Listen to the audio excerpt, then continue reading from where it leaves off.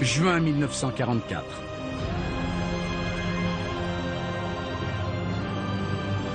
Pour les Français, la libération et la fin de la guerre sont encore un lointain mirage.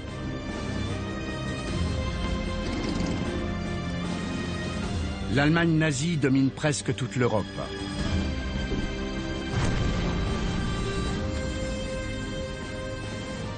Mais les Alliés s'apprêtent à contre-attaquer. Ce sera l'opération de la dernière chance. Elle se déroulera ici. Ces 8 kilomètres de côte normande vont devenir le théâtre sanglant de la plus grande invasion amphibie de tous les temps.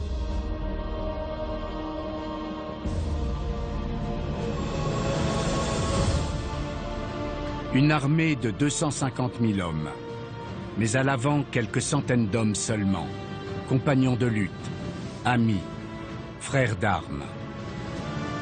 Il est presque 6h30 du matin. La compagnie A du 116e régiment d'infanterie américain s'apprête à débarquer. À la fin de la journée, tous ces hommes seront morts. Celui qui les mène à la plage est Jimmy Green, 22 ans. J'assurais le commandement de 6 péniches. Nous avons été les premiers à débarquer sur Omaha Beach.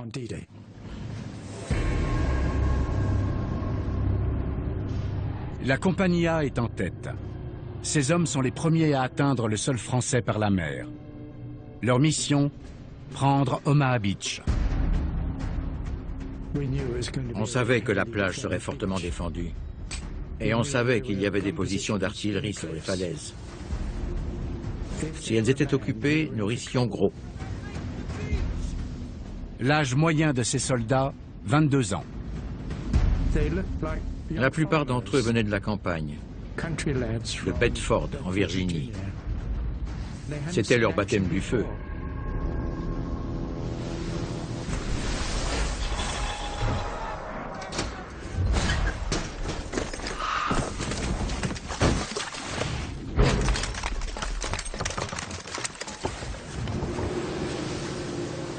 Quand on est arrivé, la plage était étrangement calme, silencieuse.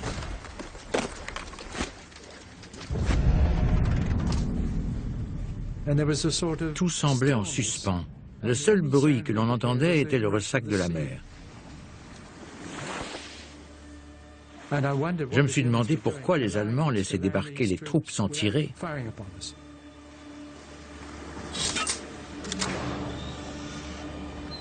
Les mitrailleurs guettaient.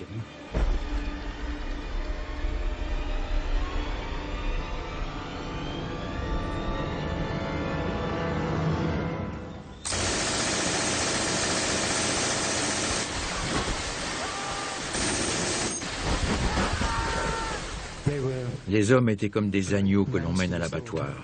Ils ont été massacrés.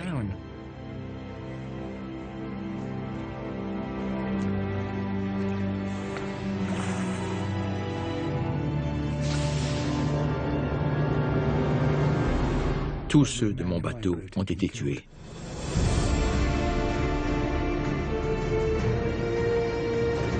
Le moment décisif de la Seconde Guerre mondiale repose sur quelques milliers d'hommes qui vont mener une bataille sanglante.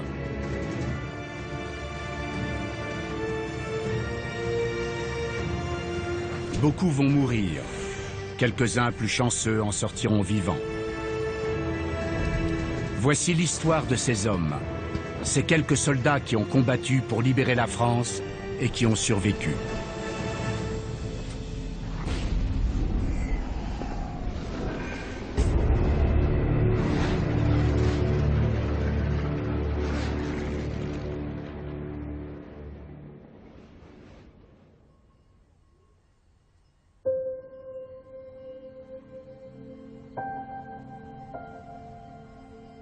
Georgette Godès a 7 ans.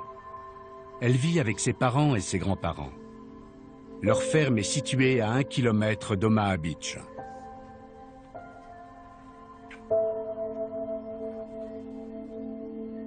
Elle n'oubliera jamais cette journée.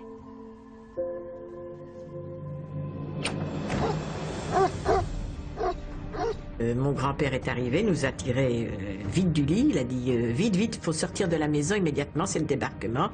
La maison risque de s'écrouler, il faut absolument sortir. Alors, encore endormi, je sais qu'il m'a enveloppé dans une couverture. Les autres gosses, enfin, ils en ont fait, les adultes en ont fait autant. Donc, on est parti dans le jardin. Et à l'époque, eh ben, on avait ce qu'on appelait les WC, c'était les latrines. Et encore pour nous protéger un peu, des fois d'une balle perdue. Et on était là, les gamins, on était montés sur les latrines.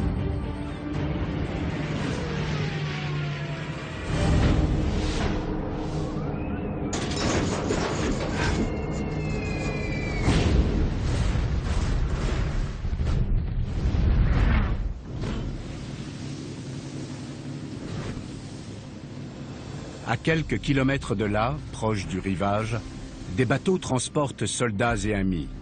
Sur eux repose le succès ou l'échec du jour J. C'était le silence dans les bateaux. On savait ce qui nous attendait. Al Baumgarten a 19 ans. Il va combattre pour la première fois.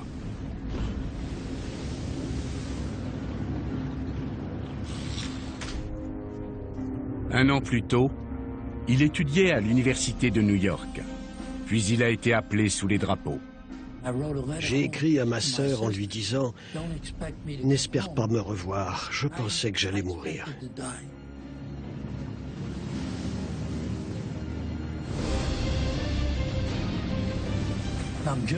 Je suis juif et j'avais vu aux actualités les Allemands entrer dans les villes et forcer les gens à porter des étoiles de David. Comme tous les soldats juifs, Al a la possibilité de changer la religion inscrite sur sa plaque d'identification. S'il était capturé, il pourrait peut-être échapper aux persécutions nazies. Mais il ne voit pas les choses ainsi. Au dos de ma veste, j'avais dessiné une grosse étoile de David avec le Bronx, New York écrit autour, pour qu'il n'ait pas de problème à m'identifier.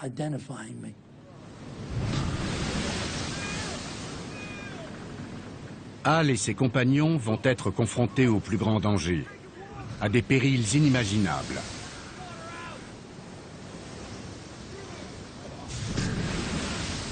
La vie ou la mort se joueront à des détails étranges ou des faits apparemment sans importance.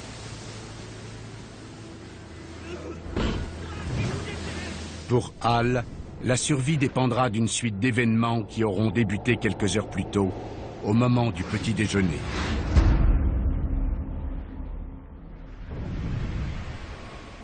Après leur départ d'Angleterre, les soldats ont eu droit à un copieux repas.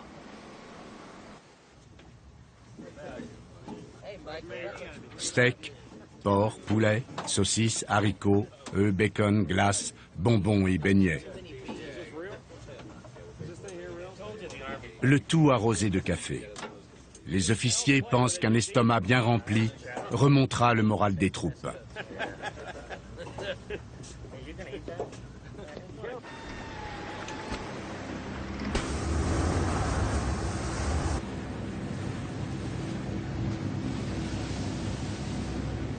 Pour beaucoup, ce festin ressemble au dernier repas des condamnés.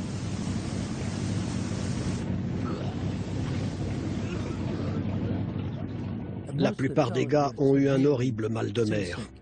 Ils vomissaient. Ils vomissaient dans leur casque, puis le vidaient.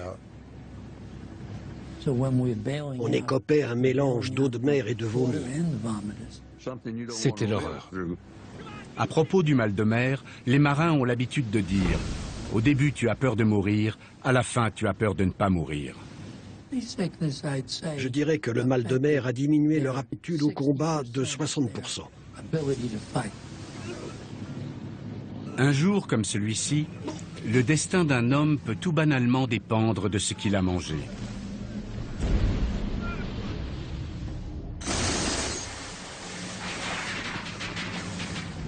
Omaha Beach, où Al s'apprête à débarquer, est une des plages les mieux défendues. Parmi les armes des nazis, une mitrailleuse dévastatrice, la MG-42.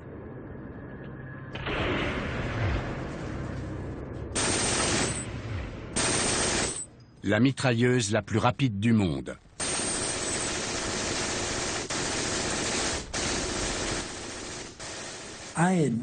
J'aurais bien souhaité entendre le bruit de ces mitrailleuses allemandes avant de débarquer. Parce que la première fois que je les ai entendues, ça m'a terrifié.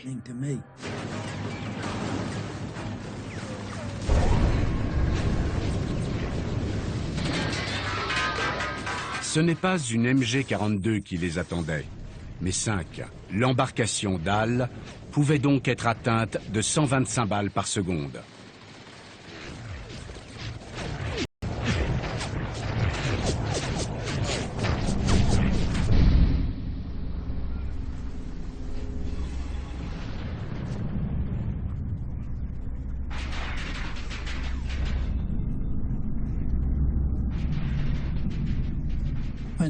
Quand la rampe s'est abaissée, ce fut le signal.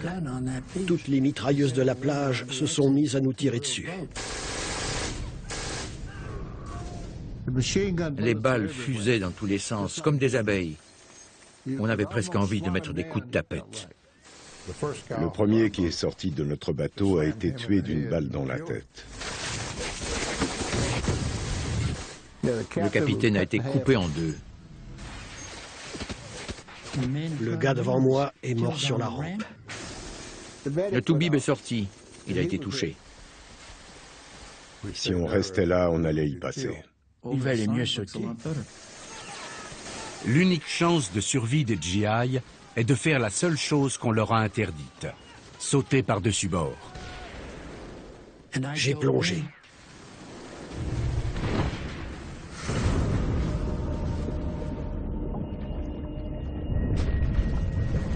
Beaucoup de péniches échouent sur des bancs de sable, mais autour, plus de 3 mètres de fond.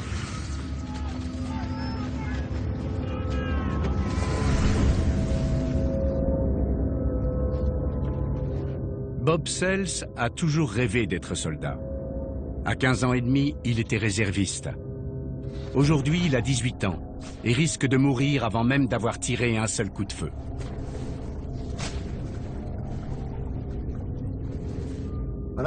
Quand j'ai touché l'eau, j'ai coulé droit vers le fond.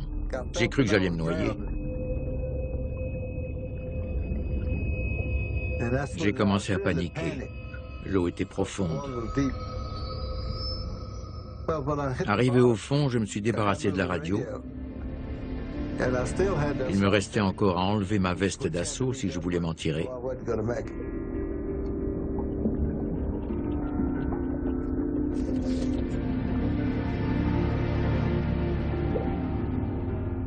J'ai poussé un grand coup et quelques secondes plus tard, j'étais de retour à la surface.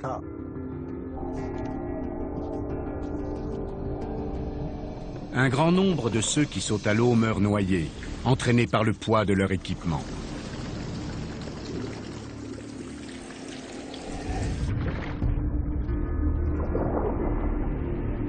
Ils allaient droit vers le fond.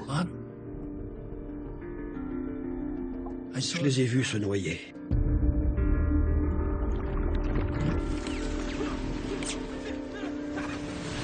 Les hommes qui n'ont pas coulé se font mitrailler au milieu de l'eau.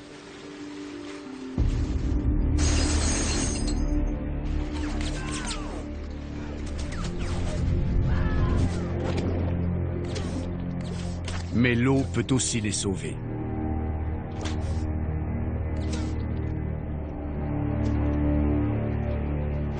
Quand une balle atteint l'eau, sa vitesse est proche de celle du son. Mais le choc l'arrête en moins d'1 mètre.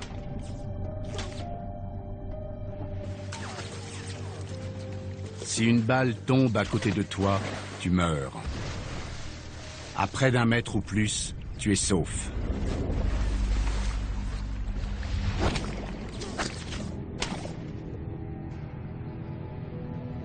Sur les 1450 soldats de la première vague d'assaut, plus d'un tiers tombent dans la première heure.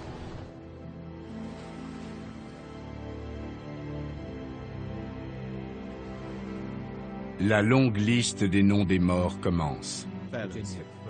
Captain Charles Emker, 743rd Tank Battalion. First Sergeant Henry Golas, 2nd Ranger Battalion from Providence County, Rhode Island. Private First Class Nicholas B. de Angelis, 299th Battalion, Holden, New York. Lieutenant Jimmy Monteith, 326th Richmond, Virginia. Technician 5th Grade, John J. Kendall.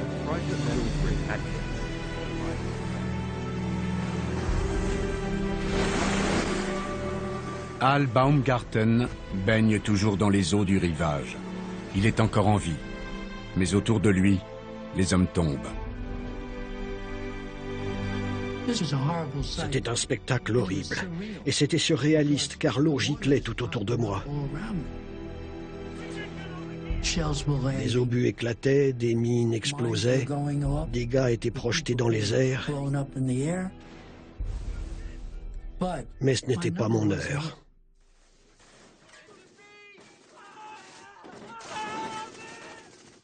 Et maintenant, il fallait rejoindre la plage et faire le boulot.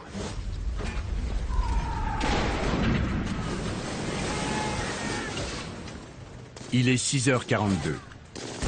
Sur toutes les plages du débarquement, des hommes comme Al sont bloqués par le feu ennemi et n'arrivent pas à progresser.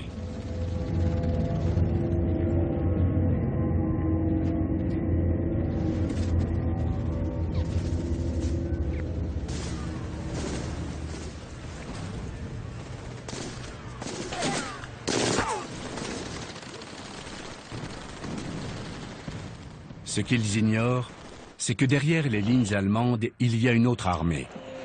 Des hommes prêts à donner leur vie pour les aider.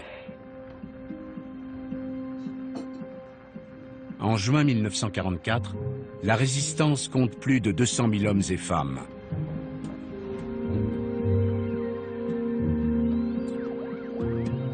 René Crusoe est l'un d'eux. Il habite à une dizaine de kilomètres d'Omaha Beach.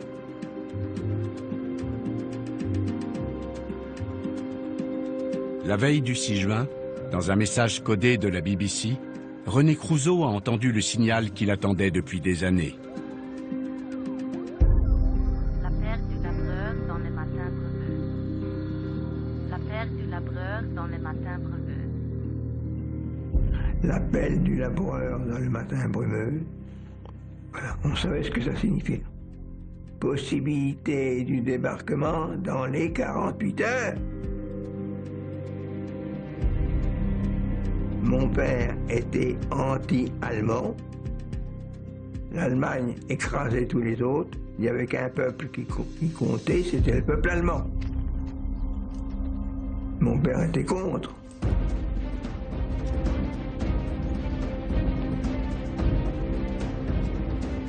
René est inspecteur dans les services techniques des postes et télécommunications. Il sait où se trouvent les lignes téléphoniques utilisées par les Allemands. En perturbant leur système de communication, il pourra désorganiser l'approvisionnement et les renforts.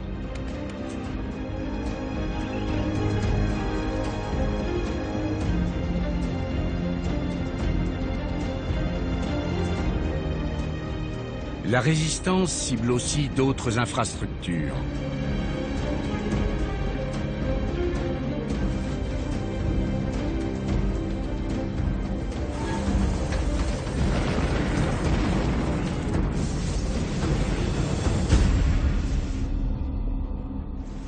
Mais elle ne peut rien faire pour les hommes débarqués sur les plages.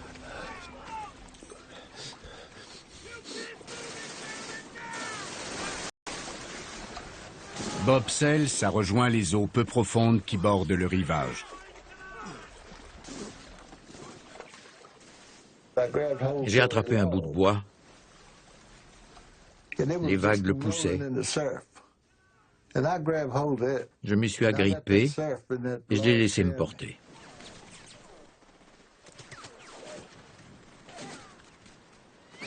C'est là que j'ai commencé à voir les morts. Ils étaient rejetés sur le rivage. J'ai trouvé Dick White. Il était blessé. Il m'a vu. Il a essayé de se lever sur les coudes pour attirer mon attention. et je me suis mis à ramper vers lui. Un sniper l'a vu bouger et lui a tiré dans la tête. Elle a explosé.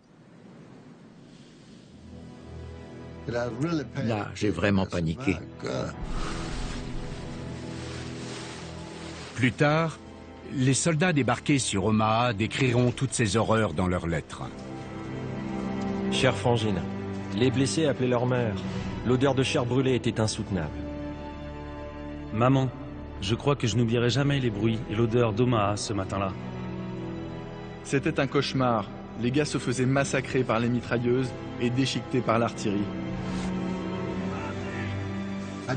Je n'ai plus bougé, car je me disais qu'au moindre mouvement, il m'abattrait. J'étais une cible facile. J'ai pensé que je serais le suivant.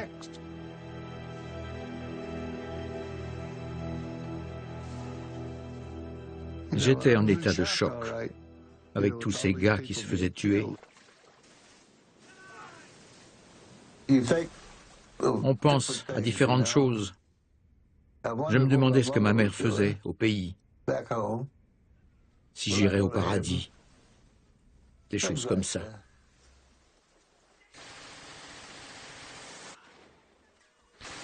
Ailleurs, sur Omaha, Hal est sous le feu des mitrailleuses. Et le plus dur reste à venir. Il faut traverser la plage. Véritable zone de mort, elle mesure 300 mètres de large, la taille de 3 terrains de rugby. Dans les 220 premiers mètres, il devra franchir des obstacles, comme les hérissons de Tchèque ou les pieux. Puis, à 250 mètres, une digue et des rangées de barbelés. Ensuite, 17 000 mines enfouies dans le sable. Enfin, il atteindra le bout de la plage et alors seulement, il pourra attaquer les Allemands.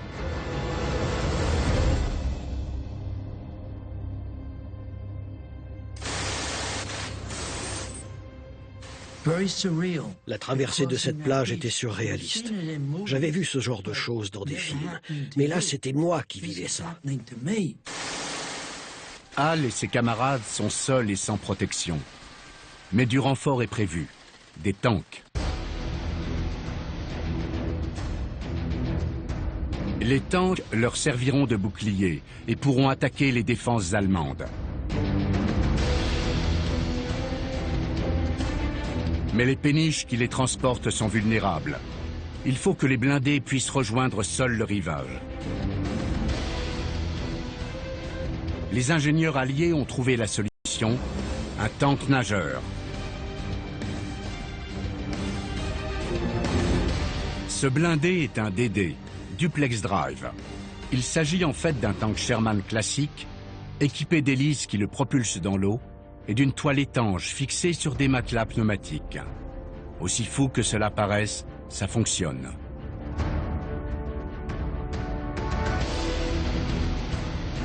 Au cours des mois qui ont précédé le débarquement, les chars amphibies ont été testés avec succès. L'idée est de surprendre les Allemands et de les attaquer avant qu'ils ne frappent l'infanterie alliée.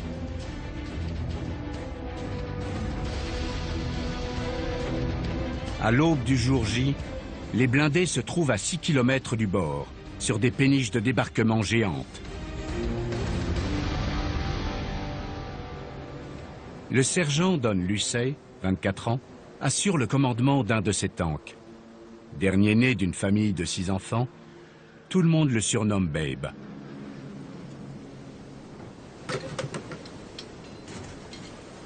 Sa mission, amener son DD jusqu'à la plage.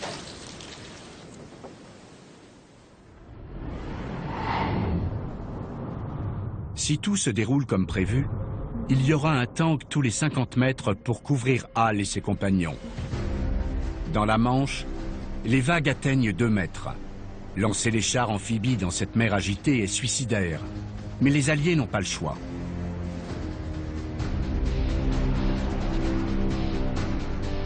Durant les dernières semaines, ils ont secrètement rassemblé une immense armée dans le sud de l'Angleterre. Tout report du débarquement augmentait le risque qu'il ne soit découvert.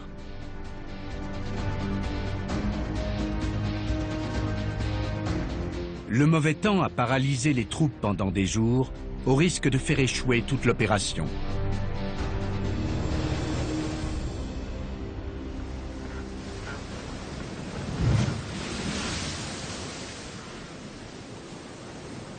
Clouées au sol par la tempête, elles attendaient avec anxiété une amélioration. Puis soudain, du nord de l'Atlantique, des informations provenant des services secrets leur sont parvenues. Des navires spéciaux ont été dépêchés, non pas pour combattre, mais pour étudier la météo. Équipés d'instruments météorologiques capables d'établir des prévisions à plus de 3000 km, ils ont transmis une information infime, mais capitale. Une accalmie était prévue, une fenêtre possible, le 6 juin.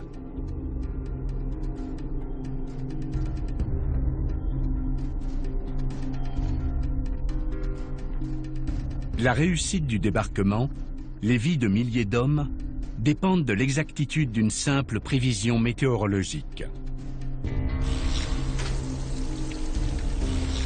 Pressé par le temps, l'état-major allié décide de saisir l'occasion. Le 6 juin, le temps s'est amélioré, mais la mer reste mauvaise.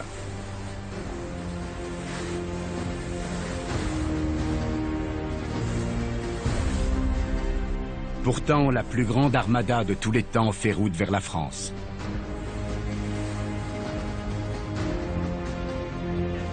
À 5 km des côtes, le bateau de Don Luce largue ses blindés.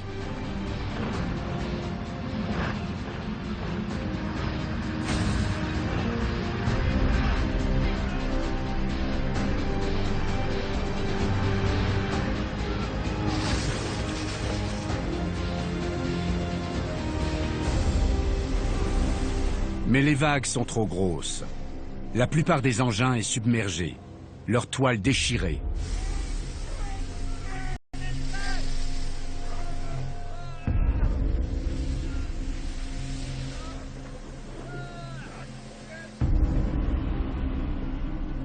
Sur les 29 DD, 27 coulent.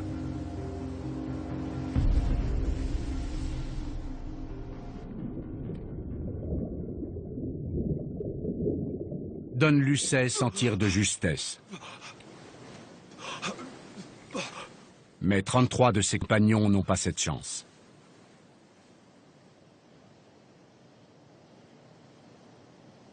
Ils devaient nous ouvrir la voie, mais ça n'a pas marché.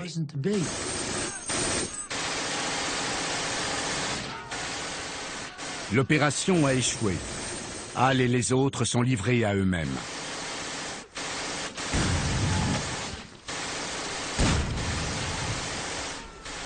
Il est 7 heures. Le débarquement n'a commencé que depuis une demi-heure.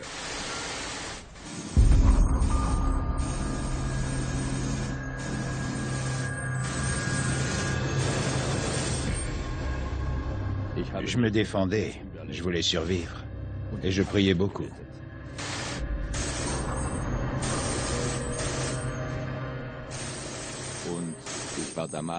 J'avais 17 ans.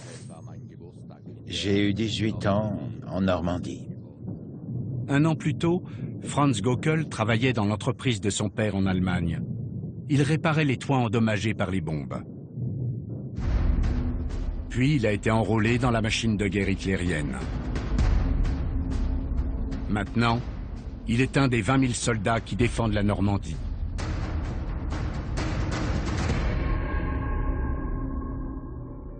Son bunker est aussi sa maison.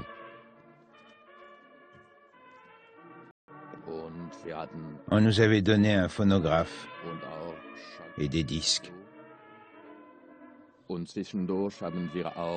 Parfois, quand il faisait beau, on s'asseyait devant les bâtiments et on chantait.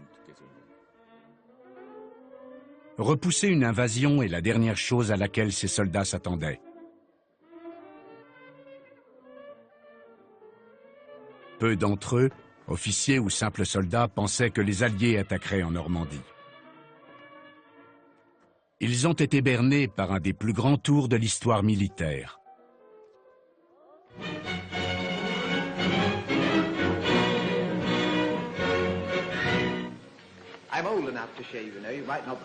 Et voici l'homme qui en a été l'inspirateur.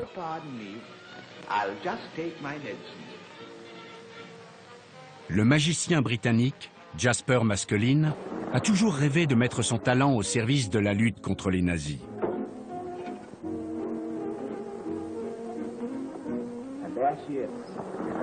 Il trouve enfin l'occasion en 1941, en Afrique du Nord.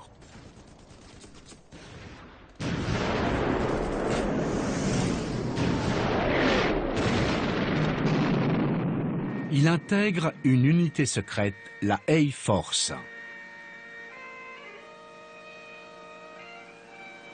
Son surnom, le gang des magiciens. En Afrique du Nord, les Alliés perdent du terrain. Ils sont prêts à tout essayer. Avant la bataille décisive d'El Alamein, le gang des magiciens met au point un stratagème qui va tromper les Allemands.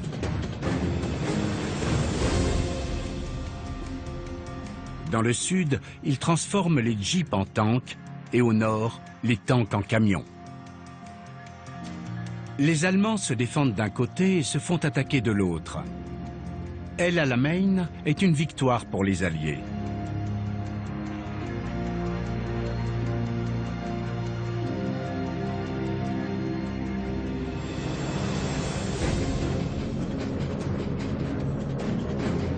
En Égypte, de violents bombardements de nuit s'abattent sur la ville d'Alexandrie.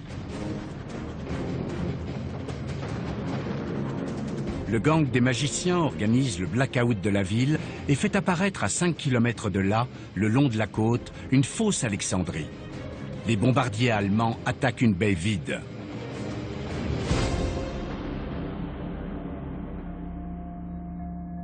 Le plus grand talent de Maskelyne, savoir utiliser les techniques les plus récentes et donner à ses tours un véritable sens théâtral.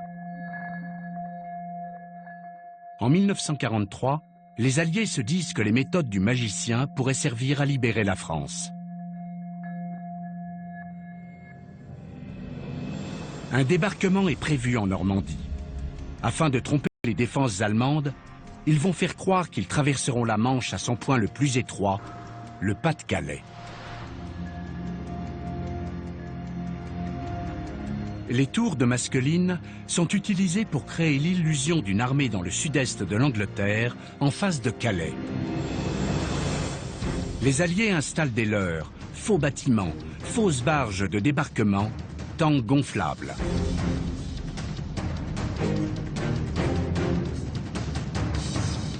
Leur but ?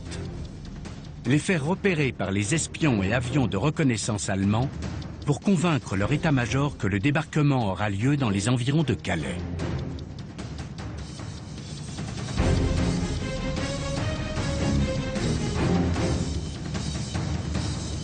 Au cours des mois qui précèdent le jour J, les Allemands mordent à l'hameçon. Ils envoient la majorité de leurs divisions blindées et une grande partie de leur infanterie dans le Pas-de-Calais, à 200 km de la Normandie.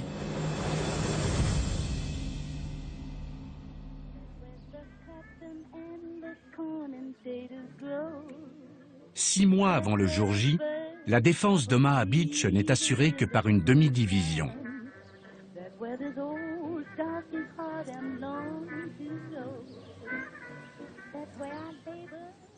Mais en janvier 1944, Erwin Rommel prend le commandement des défenses allemandes sur l'ensemble des côtes françaises.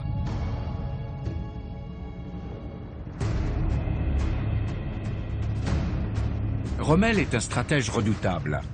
Il a le don de se glisser dans la peau de l'adversaire.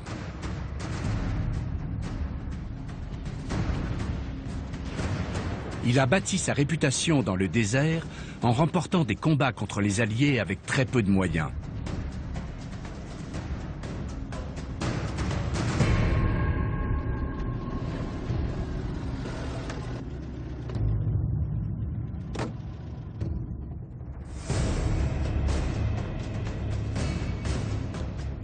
En février 1944, Rommel décide de changer la stratégie de défense.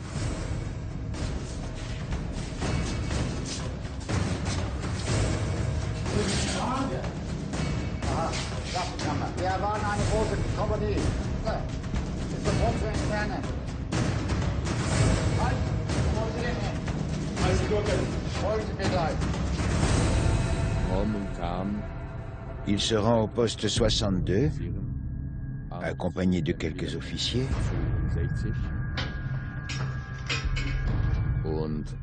Et désigne cette plage comme lieu idéal pour un débarquement, très semblable à celle de Salerne, en Italie.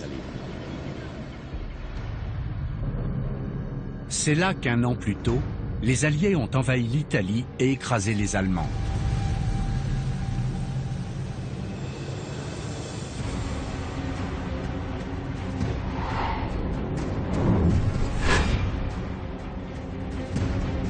Le rivage d'Omaha présente la même courbe légèrement incurvée et la même pente. Deux conditions idéales pour les péniches de débarquement. Malgré les menaces qui pèsent sur le Pas-de-Calais, Rommel décide de concentrer les renforts sur les plages de Normandie. On passait des heures à débattre et à se demander s'ils allaient attaquer ici ou pas. Mais nous étions plusieurs à dire « Rommel pense que ce sera ici, donc ce sera ici ». Durant les mois qui suivent, la côte est transformée.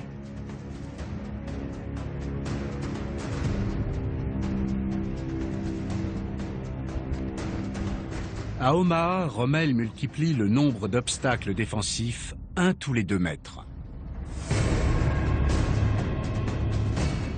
Il augmente le nombre de soldats pour défendre la côte normande. Parmi eux, beaucoup de combattants aguerris.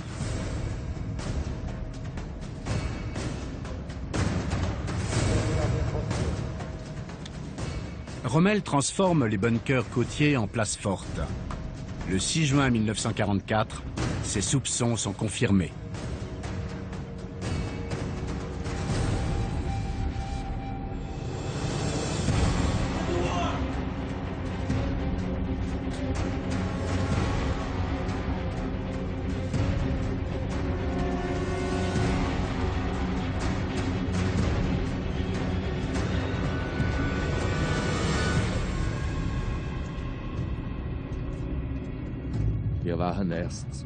Au début, on a été choqués.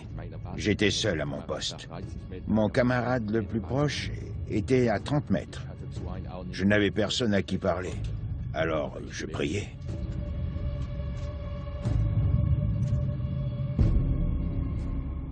Mais Franz Göckel est loin d'être seul. Rommel a réparti son armée de défense dans un réseau de fortifications qui longe toute la plage.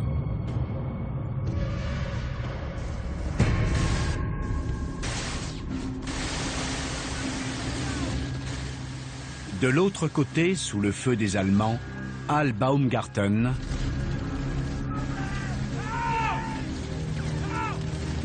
et son meilleur ami, Robert Garbett.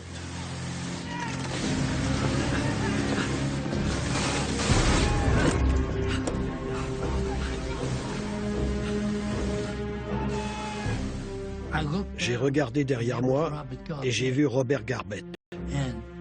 Ça m'a anéanti. Je me suis mis à pleurer et mes larmes étaient rouges de sang.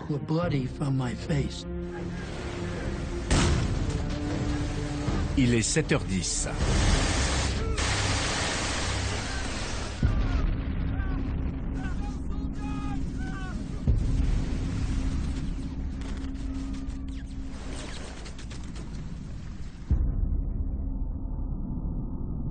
Quand on regarde Omaha Beach aujourd'hui, on peut voir à quel point elle est nue. Le jour J, les soldats n'avaient pour seul bouclier que les cadavres de leurs camarades et des squelettes d'acier.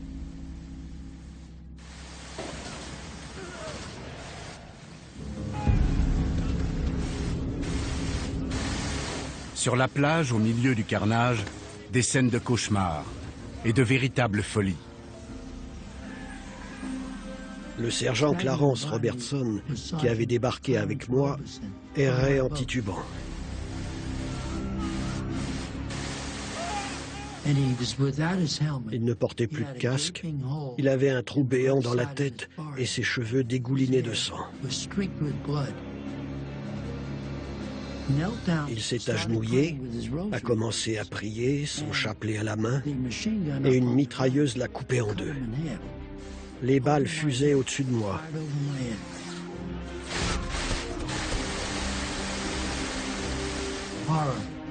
C'était horrible, les corps déchiquetés de ceux qu'on connaissait. Ça sentait la chair brûlée. Certains appelaient leur mère. C'était horrible.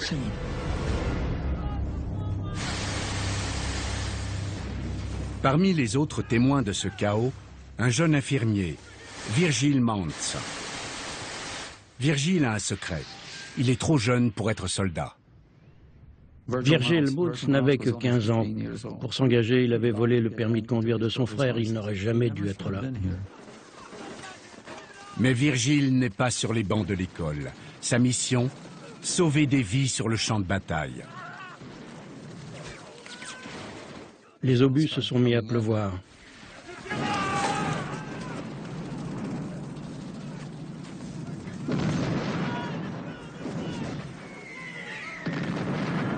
J'ai demandé des infirmiers pour soigner un blessé. Virgil Mantz s'est levé et il y est allé.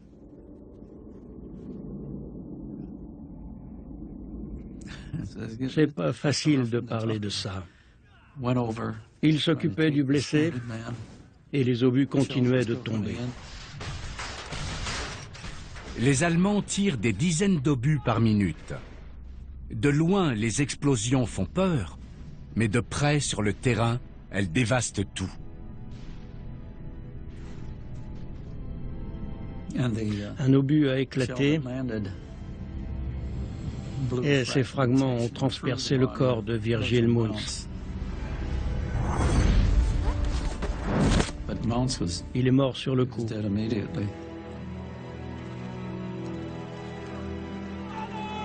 C'est quelque chose que je n'arrive pas à me sortir de la tête. J'en ai un souvenir aussi net que si c'était une photo. On ne peut pas oublier ce genre de choses. Je ne sais pas pourquoi il serait moins grave de mourir à 19 qu'à 15 ans, mais ça m'a marqué pour toujours.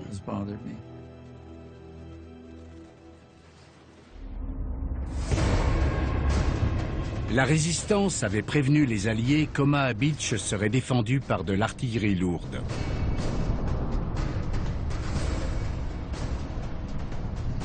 Sur les hauteurs, les Allemands ont rassemblé un arsenal.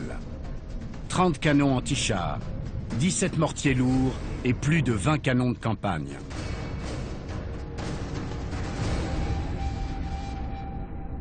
Grâce à leurs espions français, les Alliés ont été informés de la puissance de feu allemande. Ils ont mis au point une stratégie pour la neutraliser.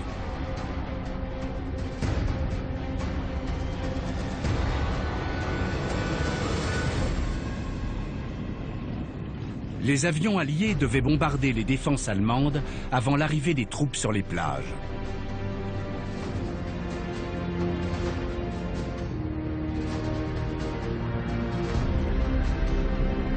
Un bombardement d'une ampleur sans précédent était prévu. L'US Air Force prétendait même pouvoir toucher un baril à 3000 mètres. C'était le moment ou jamais de le prouver.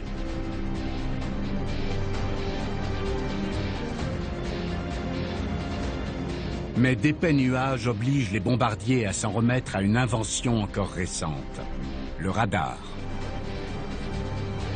La marine alliée s'en méfie. Elle craint que des bombes ne viennent frapper les navires qui attendent en mer. Au lieu de suivre les indications de leur radar, les pilotes attendent.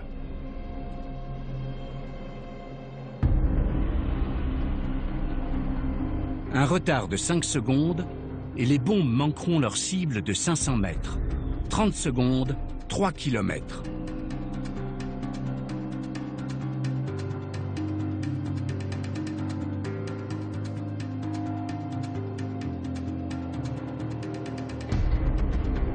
« 13 000 bombes sont larguées, mais pas une seule ne touche Omaha Beach ni l'artillerie qui la surplombe. Ce sera le plus gros échec du plan allié. Pire encore, Les bombardements mettent en péril les civils français à l'intérieur des terres.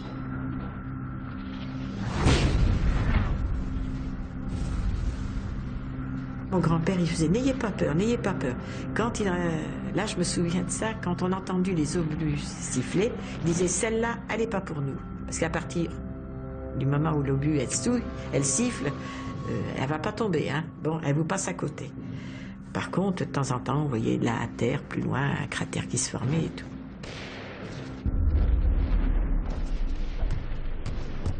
Mon Dieu, rien ne fonctionnait. C'était mal engagé.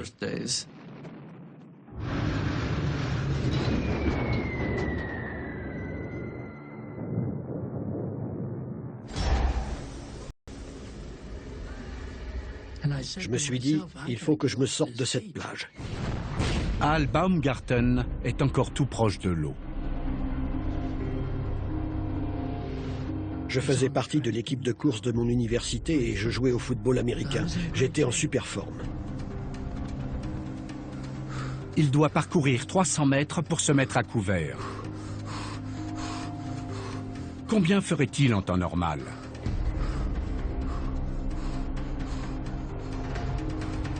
« 65 secondes.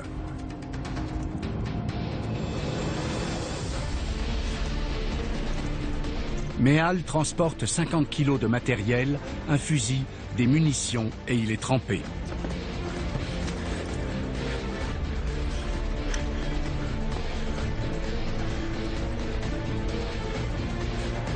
Le temps est multiplié par 2, tout comme ses chances de se faire tuer.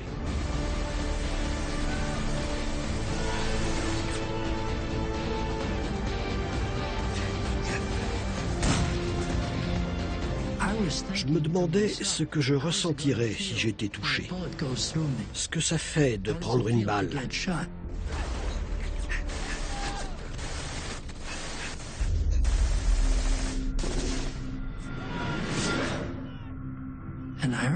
J'ai entendu un gros bruit sourd à ma droite. Je me suis jeté dans le sable derrière un hérisson tchèque. J'espérais être touché à la jambe ou au bras, pas dans le ventre. J'ai retourné mon fusil et il y avait un trou dans le chargeur où il y avait 7 balles. Mes balles m'ont sauvé la vie.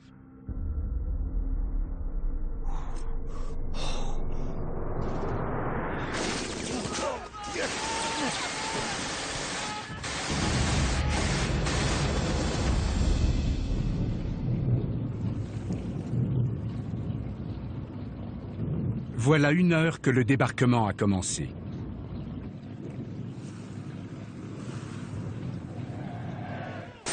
Sur la plage baignée de sang et jonchée de corps, les Allemands se montrent bien plus résistants et combatifs que prévu. Ils ont gardé cachées des armes qui ne sont pas encore entrées en action. Parmi elles, 5 énormes canons de 155 mm.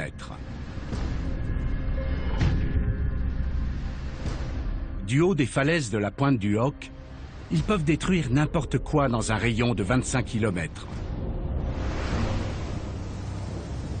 Et aussi bien tirer sur les hommes qui débarquent que sur les bateaux chargés de renforts.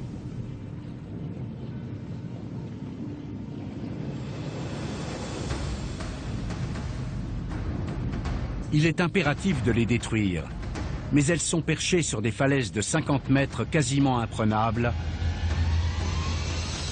et l'opération est suicidaire.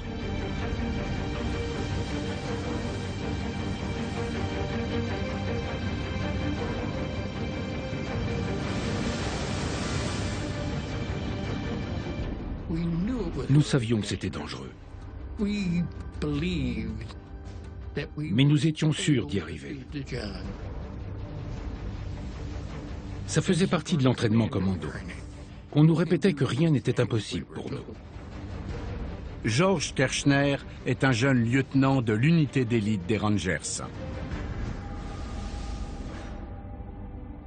Avant la guerre, Georges avait quitté l'école. Il travaillait chez un glacier. Mais il a trouvé sa voie en s'engageant. Soldat d'exception, il a été accepté dans les forces spéciales des Rangers.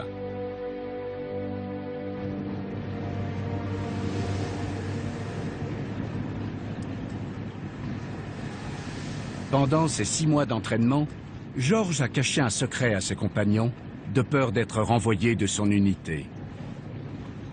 Il porte des lunettes. Mais à présent, à quelques minutes du débarquement sur Omaha Beach, il se rend compte qu'il n'est pas le seul. Le plus important, c'était de voir l'ennemi et de pouvoir lui tirer dessus.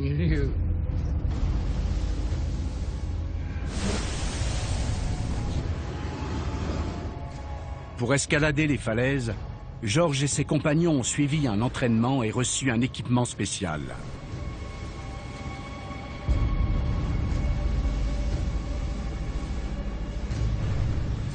Ils ont appris à utiliser des grappins spéciaux qui peuvent être propulsés sur les sommets. Mais malgré tout leur entraînement, aujourd'hui la mission est bien différente.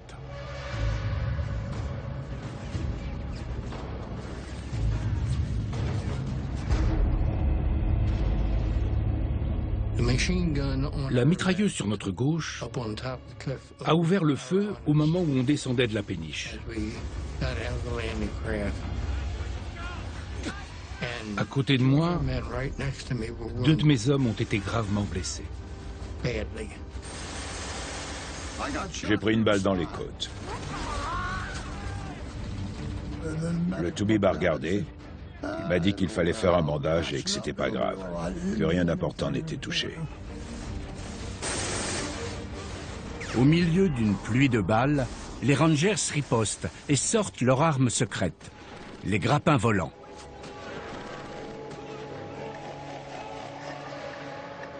Mais au moment crucial, l'accrochage échoue. On n'y arrivera jamais. Je me suis retourné et j'ai dit, on est dans le pétrin. On n'arrivera jamais en haut.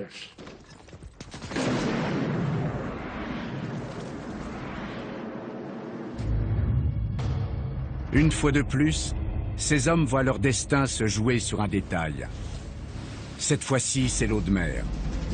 Ce matin-là, les Rangers s'attendaient dans leur bateau que le jour se lève. Pendant ce temps, une forte houle mouillait les cordes des grappins. Désormais trop lourdes, elles ne peuvent atteindre le sommet des falaises.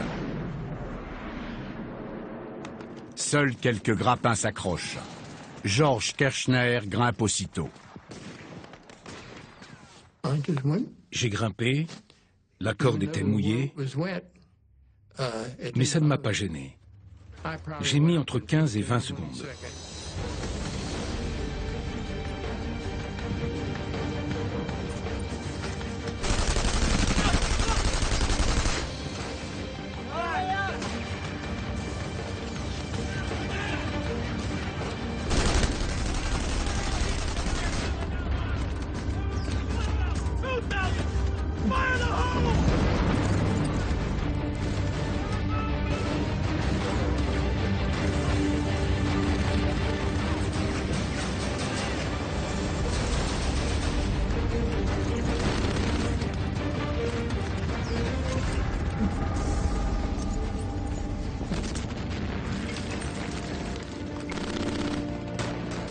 Au cours de l'assaut, les Rangers subissent de lourdes pertes.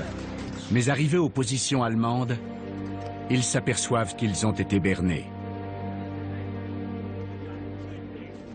En place de l'artillerie, de vulgaires poteaux télégraphiques. Pourtant informés par la résistance, ils savent que les canons meurtriers sont cachés quelque part.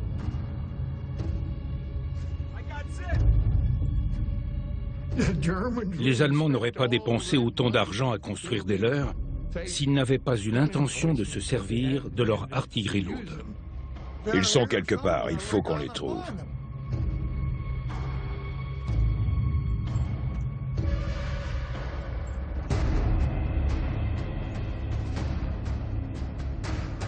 Len Lommel et son équipier se couvrent mutuellement et s'enfoncent en territoire ennemi.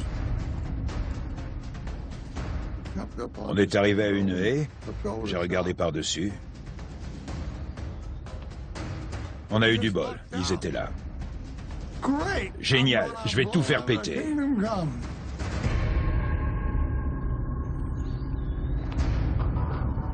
Les Allemands avaient caché leurs canons dans un verger à 1,5 km à l'intérieur des terres.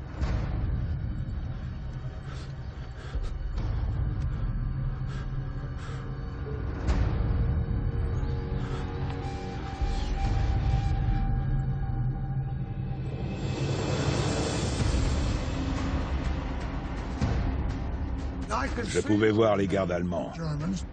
Ils étaient à une centaine de mètres. Les deux Rangers décident d'utiliser une autre botte secrète. Chaque homme disposait d'une grenade thermique. On met la grenade en place et on la dégoupille. La grenade thermique présente le double avantage d'être silencieuse et de dégager des chaleurs suffisamment élevées pour faire fondre les mécanismes d'un canon. On les a mis hors d'état. Tous les canons sont neutralisés.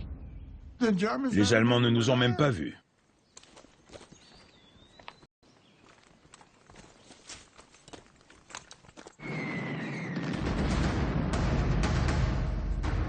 Les Rangers se sont débarrassés des énormes canons de la pointe du Hoc, mais des dizaines de plus petits continuent de pilonner la plage.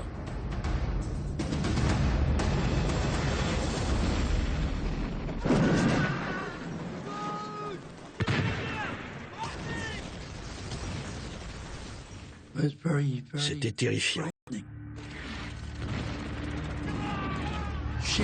Les obus font plus peur que les mitrailleuses.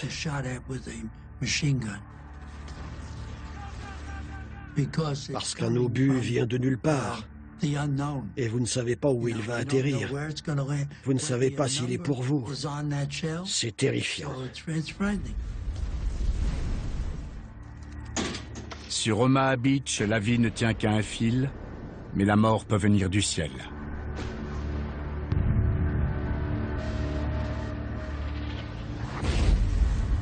J'ai regardé en l'air et je les ai insultés. Et juste à ce moment-là, un obus de 88 mm a éclaté devant moi. Lorsqu'un obus explose, il peut tuer de plusieurs manières. L'explosion libère une vague d'air tellement comprimée que son souffle frappe les corps avec la violence d'un train. Quand je jouais au baseball, il m'est arrivé de prendre des coups de batte. Ça ressemble à ça. Après le souffle, des débris d'obus brûlants s'abattent comme des milliers de balles qui éclateraient dans toutes les directions au même instant. Mais l'ironie de l'histoire veut que le shrapnel qui a frappé Halle provienne non pas d'un canon d'artillerie, mais d'un fusil de chasse.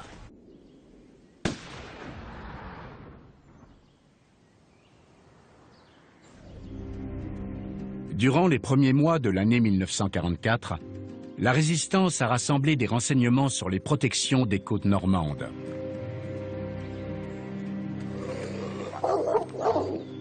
Le courage de centaines d'hommes et de femmes ont permis de traiter et de transmettre ces informations.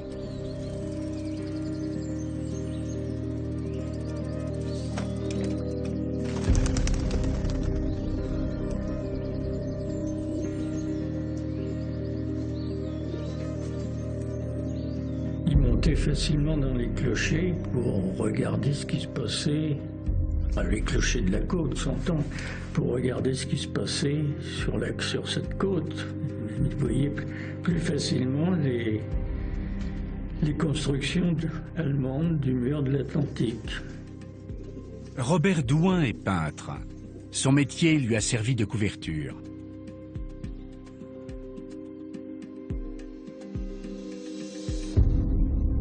Tout simplement, la résistance était normale pour lui. Il avait fait la guerre 14-18 et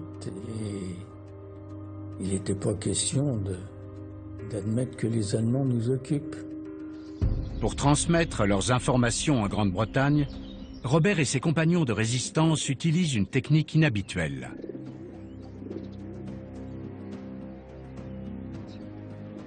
Les services secrets britanniques leur ont fourni des pigeons voyageurs capables de rallier Londres en quelques heures.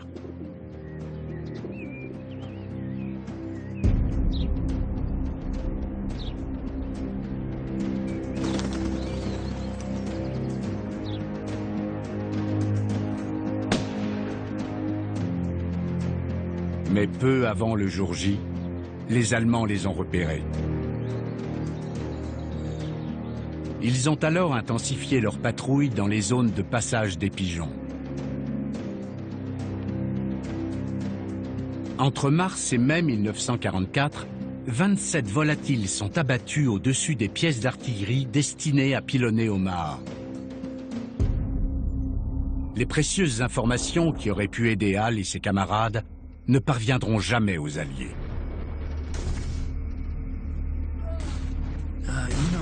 On était une fière armée, bien entraînée, disciplinée. On se croyait invincible.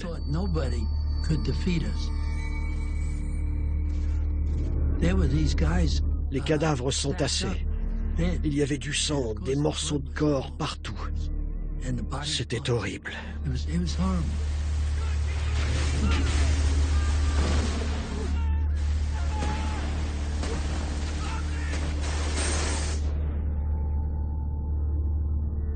Hall et ses compagnons d'armes ont atteint la digue. Ils ont parcouru 250 mètres de plage sur 300.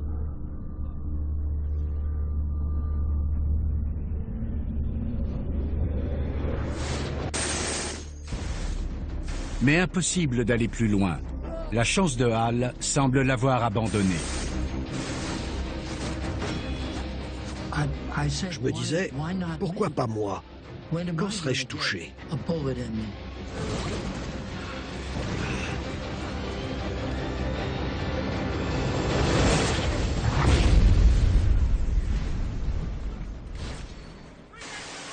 Trois heures après le début du débarquement, les troupes s'enlisent.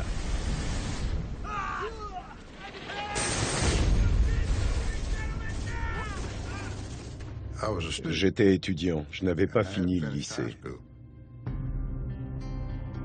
Au milieu de ces hommes qui luttent pour survivre, le sergent Bob Slaughter, 19 ans. On avait envie d'aventure, je suppose. On a été servi, je peux vous le dire.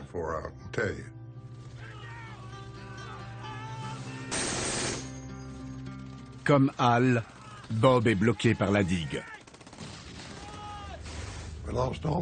Tous nos officiers, tous nos sous-officiers avaient disparu. On n'avait plus de chef. Il ne restait que des gars comme moi qui faisaient ce qu'ils pouvaient. Les hommes sont pris en tenaille. Face à eux, les positions allemandes. Derrière eux, la marée montante.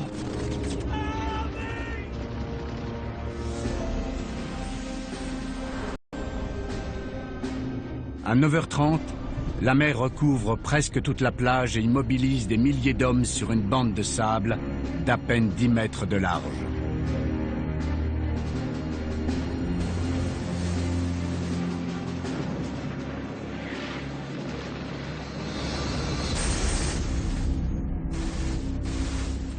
Mais ils reçoivent un soutien inespéré, celui d'autres soldats alliés arrivés en France 8 heures plus tôt. Dans la nuit du 5 au 6 juin, plus de 1200 avions s'envolent vers la Normandie. Les Alliés veulent protéger d'une contre-attaque allemande les fantassins débarqués sur les plages. Et ils lancent une immense offensive aérienne. Une première vague de parachutistes est larguée.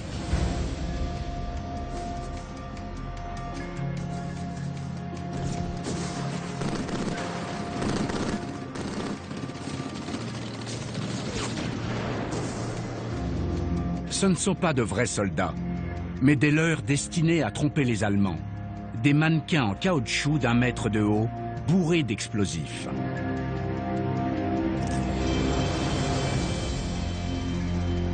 Les réservistes allemands sont mobilisés et envoyés sur le terrain pour les intercepter.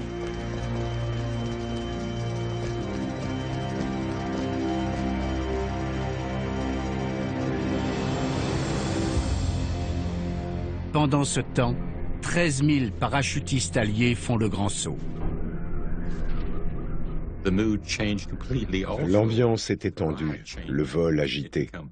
On virait à gauche, on virait à droite. On s'est fait tirer dessus par la DCA.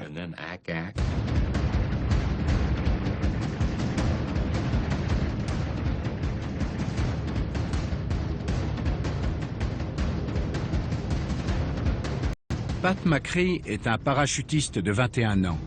Il n'a encore jamais combattu. Ils se signaient, priaient.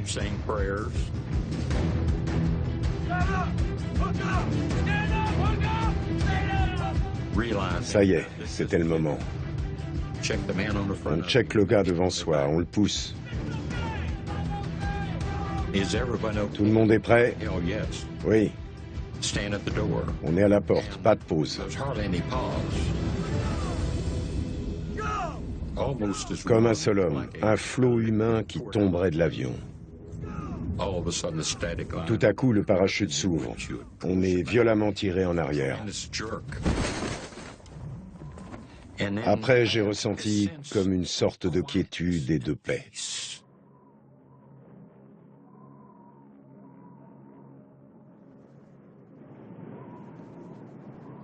Pat ignore que la plus grande menace qui pèse sur lui et ses compagnons vient de son harnais, mais aussi d'un ordre du général Rommel.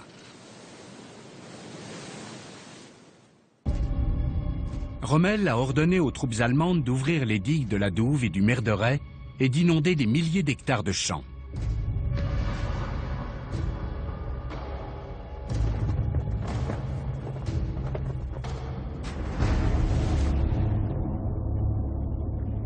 Dans l'eau, le parachute et le harnais se transforment en pièges mortels.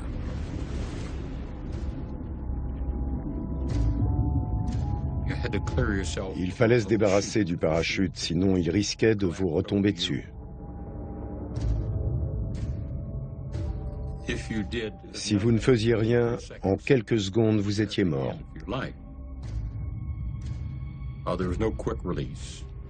Il était impossible de se dégager rapidement. Il fallait sortir une jambe, puis l'autre.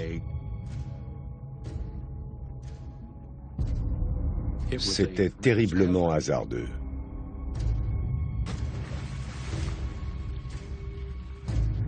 Aujourd'hui, 70 ans plus tard, des centaines de parachutistes sont toujours portés disparus, leur corps perdu à tout jamais dans les champs de Normandie. On a perdu beaucoup d'hommes, des types bien.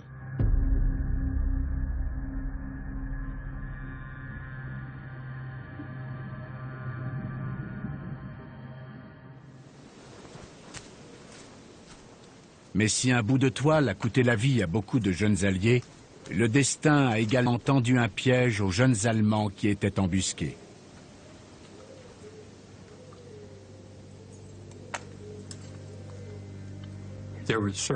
L'équipement des Allemands était imprégné d'une odeur très identifiable.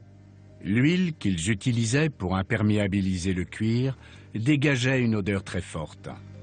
Ça ressemblait à l'odeur du moisi.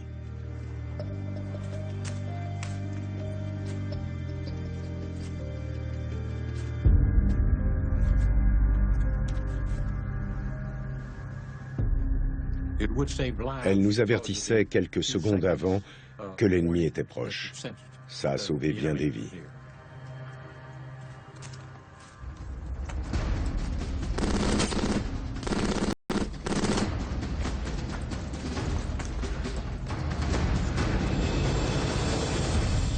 Une fois de plus, ce jour-là, la vie et la mort ne tiennent qu'à un fil.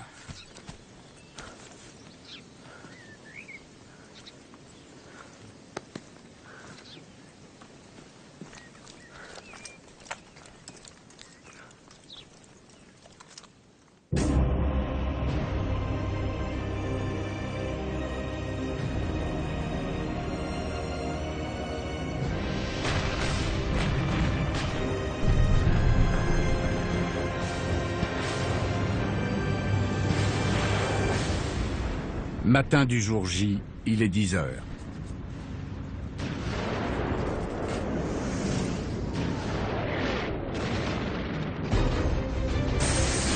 Sur Omaha Beach, l'offensive est stoppée.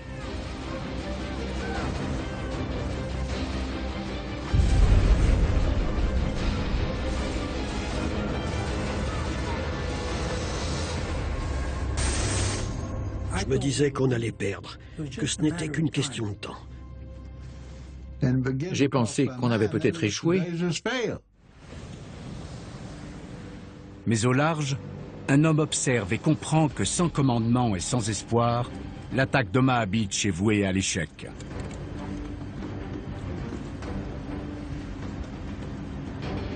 À 51 ans, le général Norman Dutch Cotta est le plus vieux des combattants.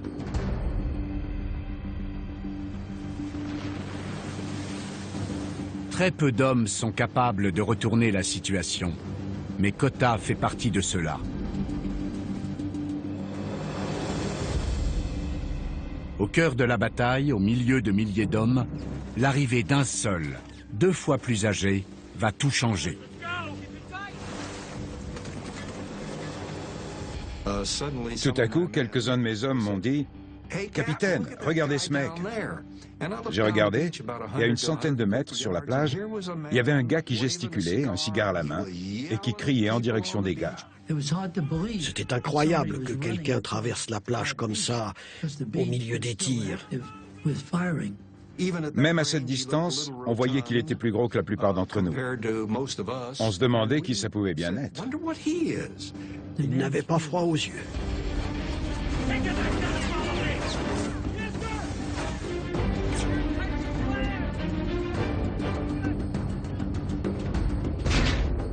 On va les déloger de cette plage! Cotta était debout, il parlait, il encourageait les gars. Il leur a transmis un peu de son courage. Il a dit, on ne peut pas rester ici, il faut avancer. Quand il m'a quitté, il s'est retourné et il a dit « Je sais que vous ne me laisserez pas tomber. » Arrivé à la digue, Cotta explique la suite des opérations à ses hommes.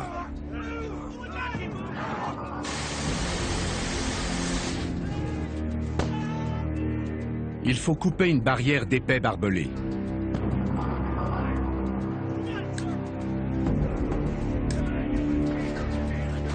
Puis, à 10 mètres, sous le feu ennemi, une deuxième. Mais Cotta a un plan. La torpille Bangalore. Cet explosif peut abattre tous les obstacles.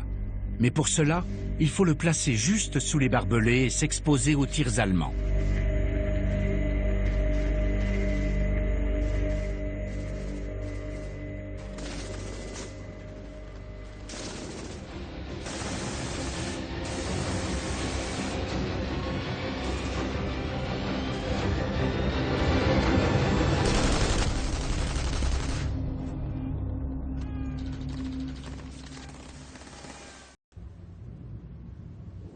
Au large, un autre homme voudrait également intervenir.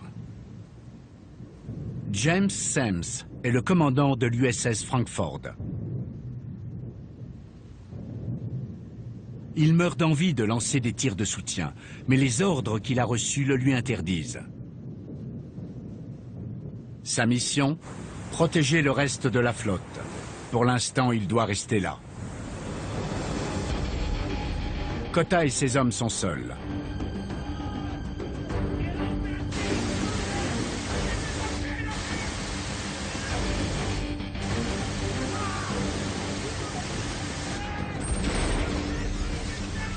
Les barbelés ont été détruits. Il faut maintenant affronter la terrible puissance de feu de la MG-42.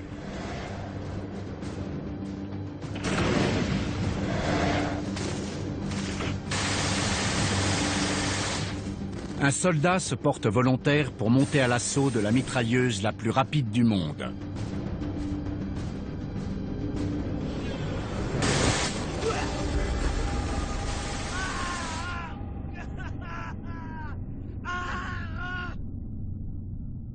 Cotta affronte le moment le plus décisif de la bataille et de sa vie. S'il ne fait rien, ses hommes mourront.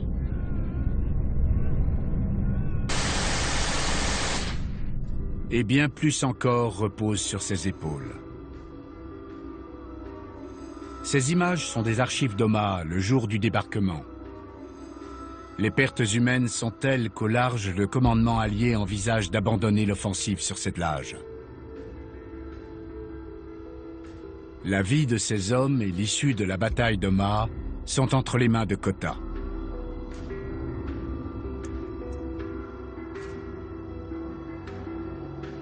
Il décide de monter à l'assaut.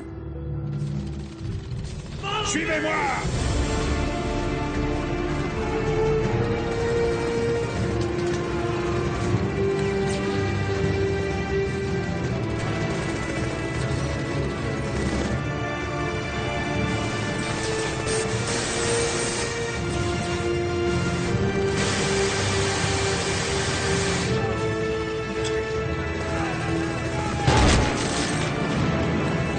Le choix d'un seul homme renverse le cours de la bataille.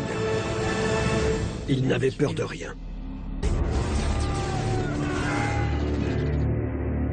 La percée des lignes allemandes change tout. En mer, le haut commandement prend une décision capitale.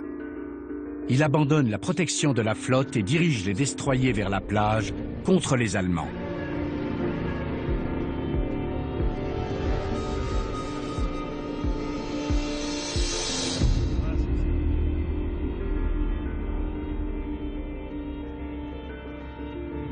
L'USS Frankfurt de James Semmes part au combat parmi les premiers.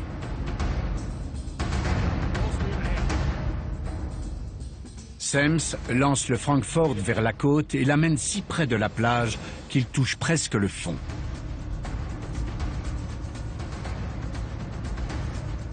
À 600 mètres, il vire de bord, présente le flanc et ouvre le feu. Les obus passaient au-dessus de nous. On entendait un sifflement et boum!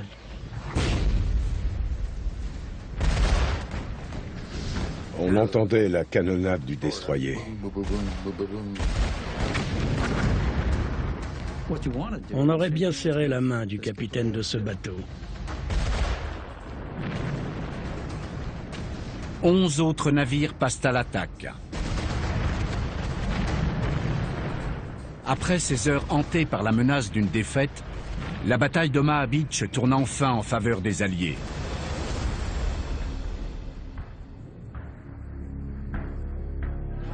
Le bruit des combats parvient jusqu'à la prison de Caen. 90 résistants y sont détenus. Parmi eux, le peintre Robert Douin, l'auteur des cartes transmises aux Alliés. L'excitation règne.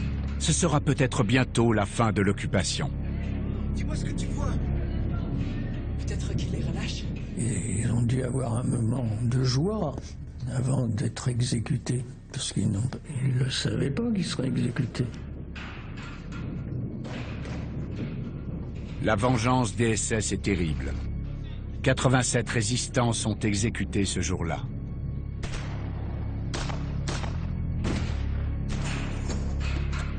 On les a appelés, fait sortir de cellules. Je vous dis 6 par 6.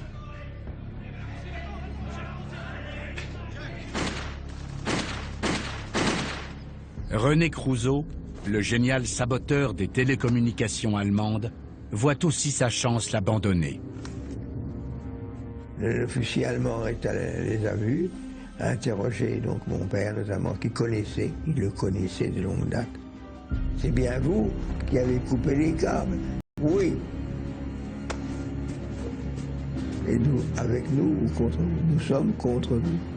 Non, ben, vous allez être fusillés.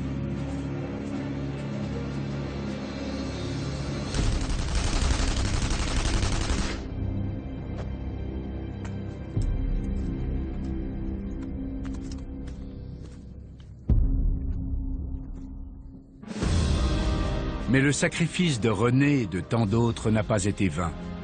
Ils sont maintenant récompensés.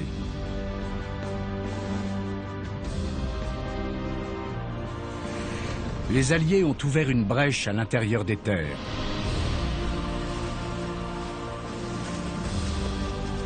Une vaste armée peut maintenant se déployer sur le sol français. La libération de l'Europe commence.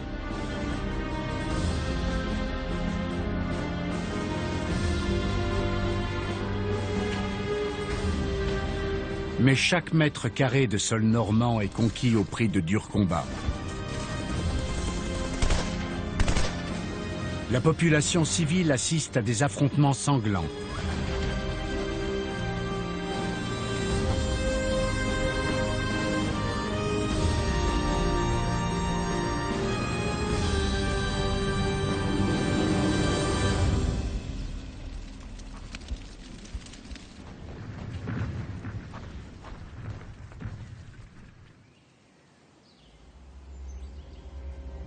La ferme des Godès, toute proche d'Omaha Beach, est le théâtre d'une confrontation singulière.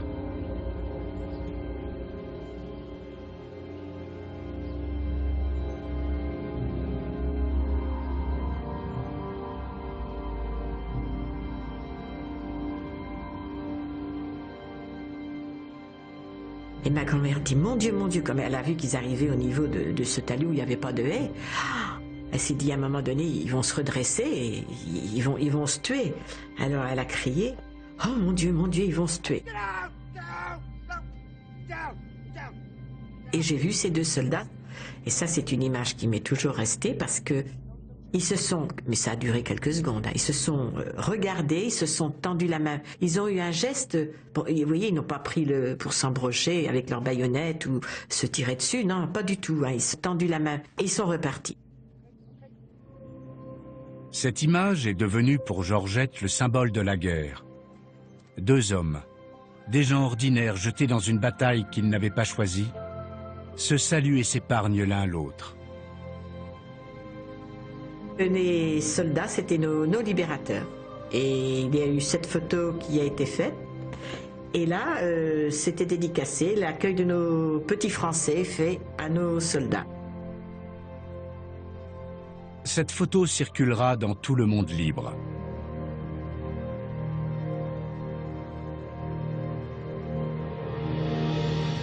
Durant les jours qui suivent, 200 000 hommes débarquent en Normandie avec 3 millions de tonnes de matériel. Une opération logistique d'une ampleur inégalée jusqu'à ce jour.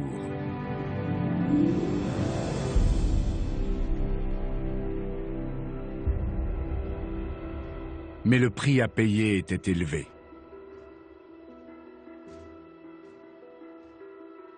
Voici une vue aérienne d'Omaha Beach, le 6 juin 1944 à midi. La mer est haute. Les vagues se brisent contre la digue. On distingue des péniches de débarquement, des véhicules et des tanks abandonnés. Entre eux, on aperçoit des points noirs. Chaque point représente un corps, un soldat américain tombé au combat. Ils ne sont pas des milliers, mais sans doute des centaines.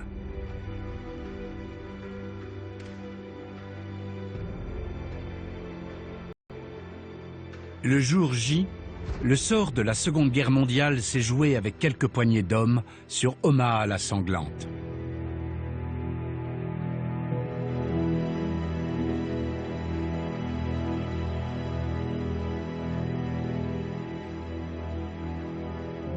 Al Baumgarten a survécu, grâce au hasard, à la chance ou peut-être au destin. Ses blessures ont guéri, mais l'une d'entre elles ne s'est jamais refermée. Je me sentais coupable d'avoir survécu. Je me répétais, pourquoi moi? Quand il prie Dieu, beaucoup de gens disent, pourquoi moi? Pourquoi ai-je cette maladie? Pourquoi Dieu ne m'aide-t-il pas? Moi, c'était l'inverse. Pourquoi moi? Pourquoi sont-ils morts alors que moi, j'ai survécu? Ce pourquoi est une question douloureuse. Pourquoi tant d'hommes sont morts? Pourquoi si peu en ont réchappé?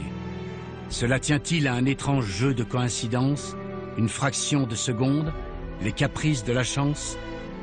Face à ces hasards du destin, à ceux qui ont survécu, la mort de 10 000 soldats alliés, 4 000 Allemands et 3 000 civils français.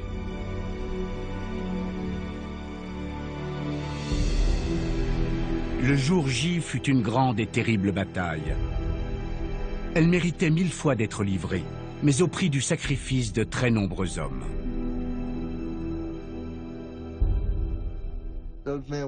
Ces hommes seront toujours jeunes à mes yeux. Ils ne sont pas devenus vieux comme moi. Ils resteront à jamais cette bande de gamins qui aimaient courir après les filles, boire de la bière et s'amuser.